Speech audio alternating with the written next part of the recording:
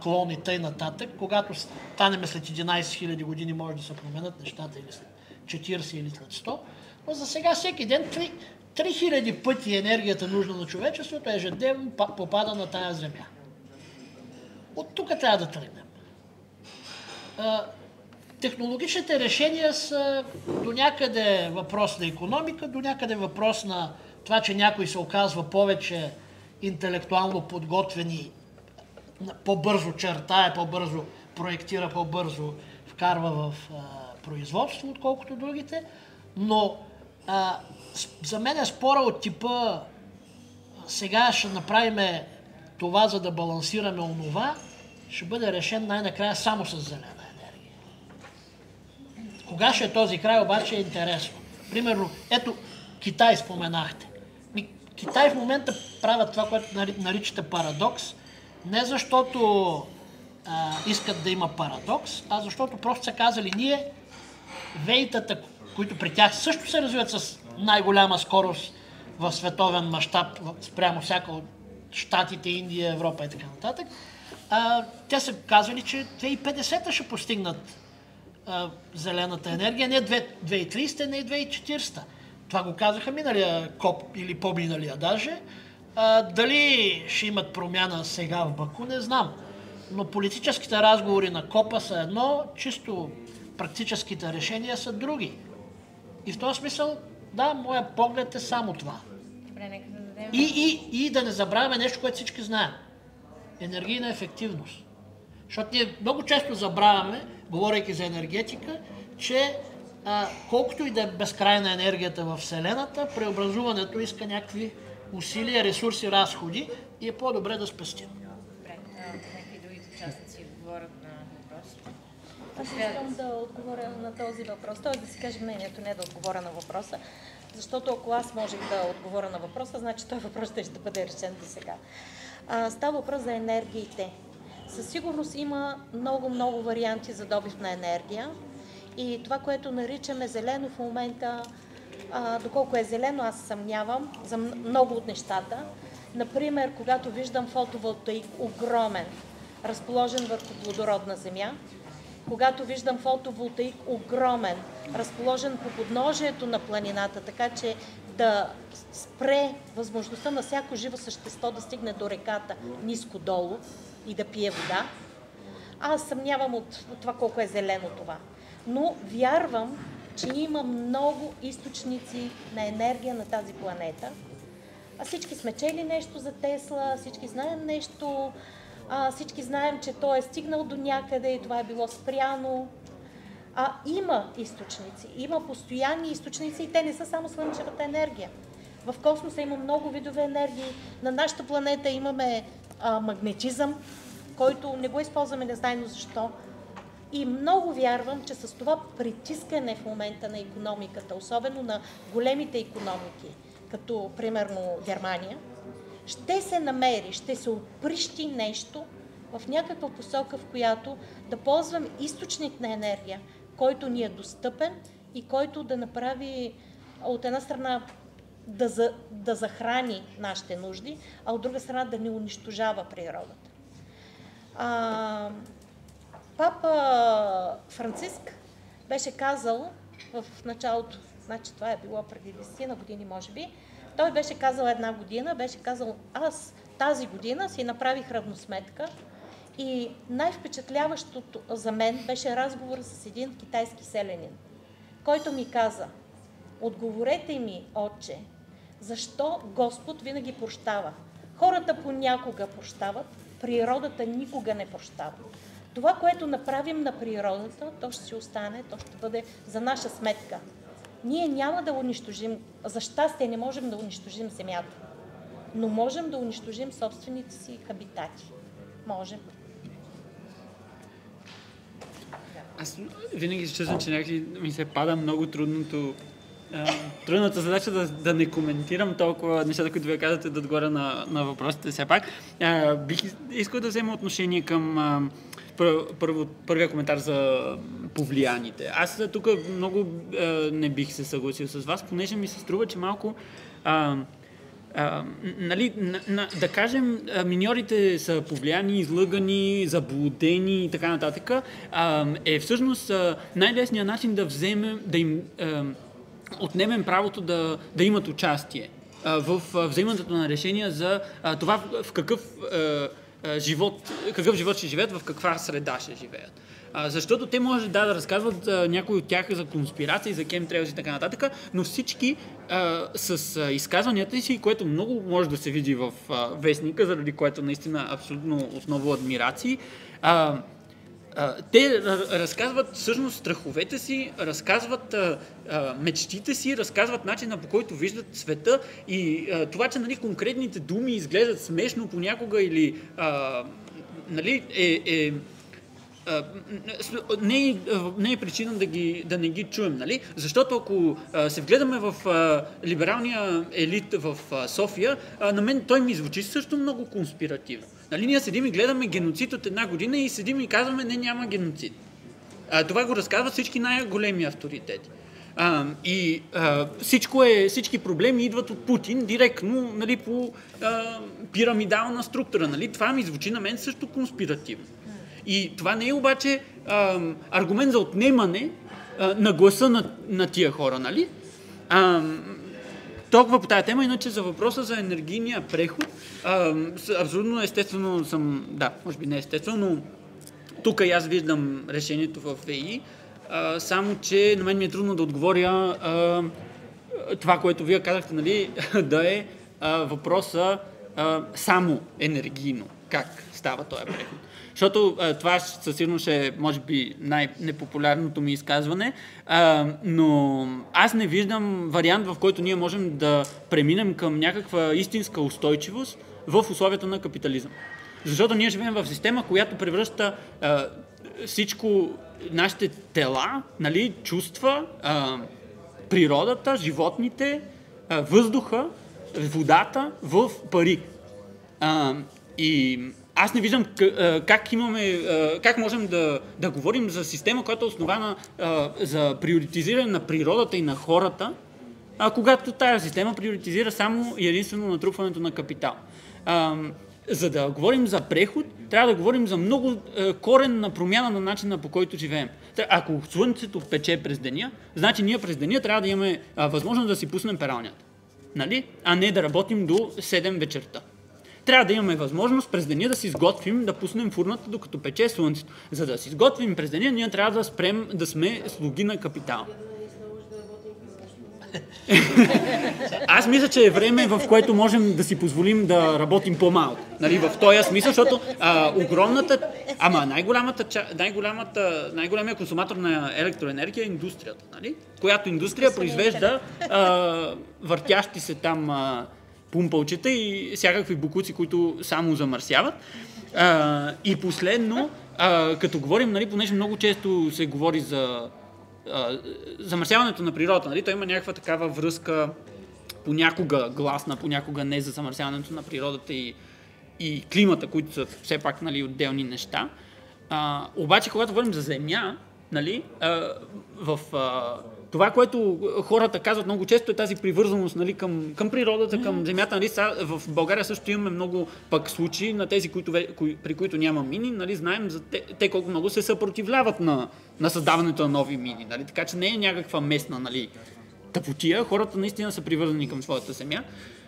Но този преход няма как да стане без отказ от животновъдство, защото животновъдството използва 80% от земята, която е обитаема, за създаване на 17% от калориите, които човечеството яде. Така че, нали, съжалявам, че не е само енергийно, но просто без отказ от капитализъм, без отказ от животновъдство и консумация, ние няма да преживеем. Специално за живот. Искам да събера все пак още въпроси. Все пак темата не е... Добре, нали имаме още малко време? Имаме, да, ще съберем въпроси, понеже... Точно по тия теми директно. Да, само да моля за малко търпение. Понеже имаше въпрос за изследователския екип, за който аз много ти благодаря, защото забравих. Аз забравих да кажа кой... Ние говорихме за фотография, забравих да кажа кой извършил този ресърч. Тук имаме част от него. Георги, Таня... Да, ще кажа, ще събера въпроси, понеже имаше и към нас самите въпроси. Бяхме 6 човека, основно, които събирахме тези интервюта. Никола Венков, той е сред нас, така че Никола, ако искаш, ти можеш да отговориш на въпроса как си представя. Не искаш да отговаряш. Добре, аз просто много накратко, значи само да кажа Георги Медаров, Таня Оргова, аз бях сред екипа, Русица Картункова, Никола Венков и шестия беше... Кой? Венцислава Кожухарова от За земята.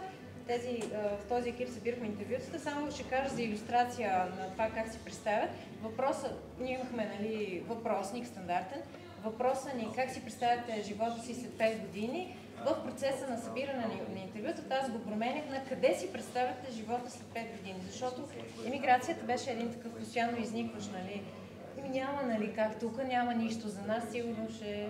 И това общо взето изчерпва, вече не сме говорили как си представяте града, какво си освен една такава обща рамка на опустиняване, не само заради тези водородни визии, но социално опустиняване, просто всички ще си заминат. Така, сега ще съберем още... Жана, понеже бях обвинен в нещо, ще реагирам. В крайна сметка, аз това казах в началото. Не обвинявам хората там, че са объркани в нещата, които са им в главите налети или спрени да стигнат до тях, а фактът, и много ясно посочих кои за мен са виновниците и що работническата буржуазия прави преговорите с правителството, а не самите работници. И това е големия проблем според мене. Тия хора нямат информацията. Какво казваш? Ти си против представителството, така е? Аз смятам, че представителството на тия работници пред останалите групи е абсолютно срещу техните интереси. Сега, извинявай, ама като си говорим, ще стигна още по-нататък. Що няма синдикати в частните фирми? И ще задам един много хубав въпрос. Как може, т.е. как ще има синдикат в частна фирма, в чийто надзорен съвет е шеф на синдикат? Да те питаме това, Има ли такива неща? Между другото, на Диана ще реагира много бързо. Някой е подписал за всичките тия паркове и не съм аз. И то, дето е подписал, защото куршума сам по себе си не убива, ръката убива. Който подписва, спазва законодателство. Айде! В повечето случаи. Спазва законодателство. Да, така е. Винаги може да пуснеш шувос и оценка. Не може, това смята за произвол. Някой друг има ли? Трябва да спазваш законодателство. Някой иска ли да зададе въпрос? Окей, нямам две. Още някой? Моля? Аз го отчетам. Не.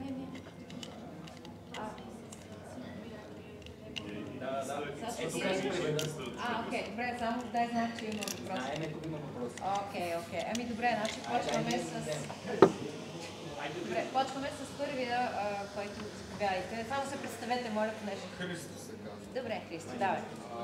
Нещо, което ми направи впечатление в цялостното представяне на темата е, че все едно липсва всичко друго, освен мините в този регион. И до известна степен това изглежда така.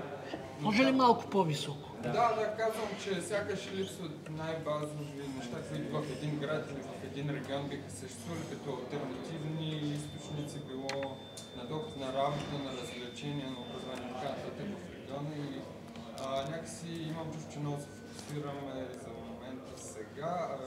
Това сигурно е тенденция, която се е развила горе-долу, откакто се развива региона, защото знаем, той много бурно всъщност се развива с появата на мините и още от 60-те години и нататък. Е имало някакъв процес на социализация и този процес на социализация е бил фокусиран по мините и изграждането на енергийния комплекс. Какво се е случило с това и какво е довело до някаква деградация? Също бих попитал една социална група, сякаш много заедно отсъства в този диалог, няма ни глас, ни лице и това са хората, които най-вероятно има такива, които са против продължаването дейността на мините и ми е интересно какво е отношението към този въпрос. Това не са само хората, които живеят в съседните села, но това са също и земеделците, които работят в региона, защото това е земеделски регион поначало. И сигурно има някакви щети там, които мисля, не съм чувал ясно изразена позиция за тях. И трети, последен въпрос за алтернативите точно, понеже много често практика, да кажем, с други отворени лигнитни въглищни мини е разкриване на други дейности, които са също свързани с изследване. Вие споменахте на идеята, наистина е доста интересна. Но, примерно, да кажем, се чули днес студентската асоциация на ландшафтните архитекти възобновява дейността си. Примерно, има ли ландшафтни архитекти, които работят с масивния излишък, всъщност, който в момента по мащаби надминава размера на мина? В мащаб, може би трябва да кажем, че тази мина с отпадъка и е с размерите на София, или горе-долу 20 квадратни километра. Благодаря. Здравейте, аз съм Огнян, преподавател съм, макар че нямам географски факултет, също съм участник в КОИ. И мислейки за контекста, за международния контекст, трябва да се фокусираме само върху българските мини, има и европейски мини. И като си мислим за климатичната справедливост, много страни, преговаряйки за това какъв отпечатък има. Преди в момента, да речем Китай, казва, ние не сме цапали 2 века, сега имаме право малко по-дълго да... Малки страни като България биха могли да кажат, ние в европейски контекст сме малък производител на въглища. Вижте Германия какво прави, отварят нови открити въглища. Вижте Полша, те си говорили до 49 година да прекратят добива на въглища. Защо бързаме толкова? Всъщност някои от миньорите сега ще казват, да, ние виждаме в перспектива това трябва да спре, но трябва и да спре толкова бързо. Наистина цапа и така нататък. Наистина не е това бъдещето. И може ли нашата държава трябва да подготви тази среда, в която нашия град се развива по друг начин, хората, нашите деца да работят други неща. Виждайки този близки ни контекст, даже без да отиваме в Източна Азия, виждайки близкият контекст европейски, си казваме, значи има и други варианти. Всъщност по-силни от нас икономически страни си позволяват и всъщност може би цапат много повече отколкото ние. Защо ние така прибързваме? Тъй, че как бихте реагирали тримата на подобни притеснения? Струва ми се, че подобни притеснения даже са част от двигателя на някакви антиевропейски настроения. От част от това. Ще превеждаш ли? Да. So I wanted to, it's hearing, at least the traduction that I was hearing. Поне според превода, който чух, който може да избърка на Several people were speaking about the workers like it was the one and only person. Много хора сега говориха, че за работните все едно това са единствените които трябва да се And somehow I was feeling that several people were speaking on the place of the workers. И някак ми се стори, че говоря за мястото на работниците. So I think it's a very good work to have made the interviews there. И мисля, че е супер, че са направени интервюите. Because we could enter in the complexity може да of the видим situation. сложността на тази ситуация. So I would like to ask if there is no tensions between the different type of workers, especially because people presented the work there like it was easy work. Easy. And so I imagine that there is different plans and different conditions of workers. So I'm interested to understand the differences and the tensions. And finally, I would like to ask why in the organization of this conference that I think is very useful, why there is no minors here.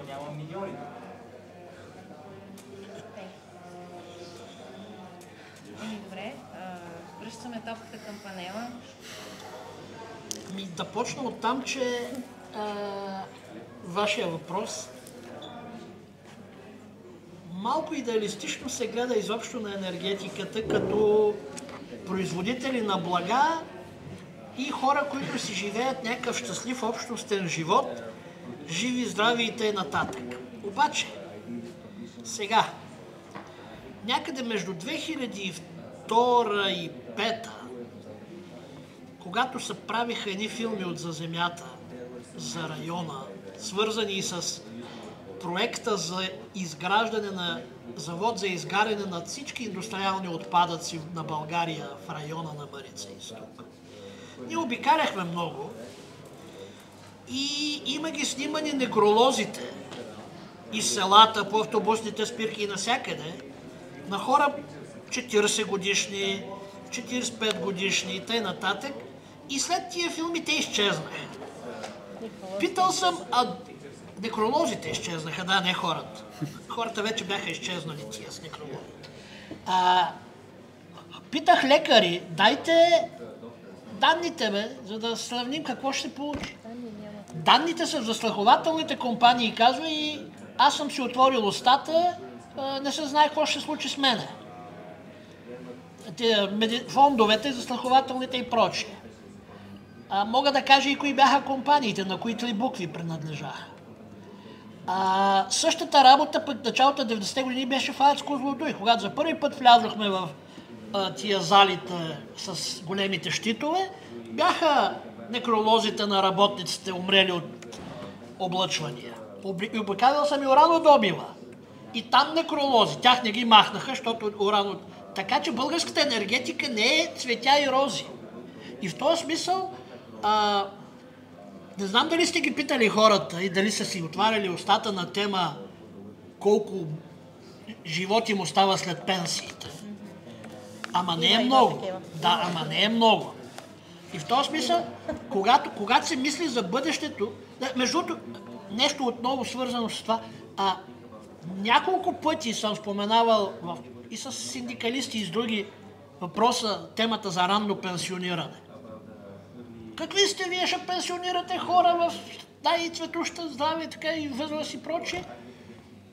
Тук на 2-3 места точно това видях. Хората питат за ранно пенсиониране, защото това е възможност да вземат някакъв ресурс и да го използват като предприемачи, като каквито щете. Има и други.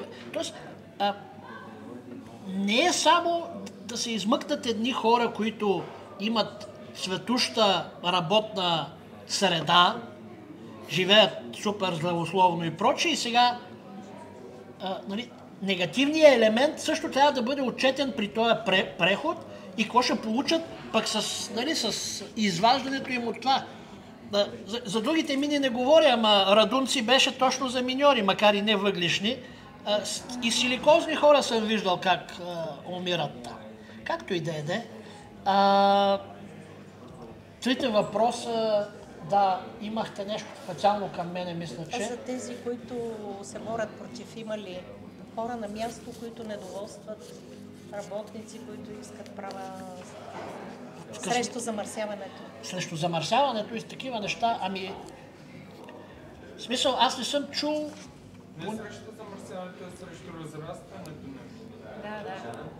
По-скоро има хора, които казват, ние искаме работа, докато свършат въглищата, което означава разширяване на мините до Ямбол или до не знам още къде на изток. Единствените хора, които май се борят срещу разрастването, са тия, които им вземат къщите в Бели бряг и следващите села, които ще бъдат погълнати, но те се борят за по-високи компенсации за имоти. Мислите, че има някакво премълчаване? Значи определено има местни хора, които са против. За съжаление, те са единици. И те са заплашвани от съселените си, съгражданите си да се затварят устата. Но има такива хора и наистина аз лично им се възхищавам, че обградени от толкова... защо го правят техните съселени и съграждани? Защото те не виждат друга алтернатива за заето със себе си и за семействата си. Другото е, че най-големият замърсител, да речем, Брикел, който пуши абсолютно от всякъде и не може да бъде някак си доказано, че точно те са замърсителите, те имат социални програми. Те, например, предоставят безплатна гореща вода и парно на определени институции, определени квартали. Така че с това те печелят, те затварят устите на хората. Хората знаят и виждат. Няма как да не виждаш и да не знаеш, че има замърсяване и че това замърсяване влияе върху здравето, но искаш да заблудиш себе си и чуваш това, което искаш да чуеш от окръжаващата среда и от медиите, и от политиците. И наистина няма изследване медицинско, което да черно на бяло да каже точно това е причина за ранната смъртност, за големия процент заболеваемост. Напротив, това, което има като някакви откъслични медицински изследвания, подхранват надеждата и заблудата, че може би не е това, че може би, да, хубаво, ще умреш, но не толкова рано, че ще умреш без заплата много по-рано, отколкото от мръсния въздух и така нататък в този дух. Но наистина има хора, които са осъзнати, те са много малко на брой, за съжаление. В смисъл такива, които говорят, които си позволяват да говорят. Част от тях ще видите цитирани. Всъщност има един много тежък политически натиск, който минава през общините, където назначават хора с точно така политически лоялни към определени среди. Сега, как си представяте община Гълъбово да е бастион на ДПС? Дали?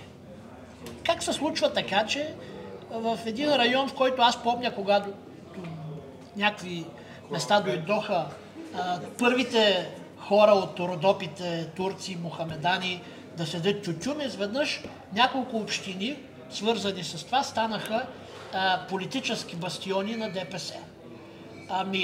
Мините, горската промишленост в Павел баня и Гурково. Интересни места. Значи, политическата обвързаност на Марица изток не е между другото еднопартийна, там има няколко партии, които национални точат и това нещо блокира включително и желанието да се протива, защото идва човека и казва, аз съм срещу оня, защото той е такъв, нали, корумпиран, политически, не знам какво.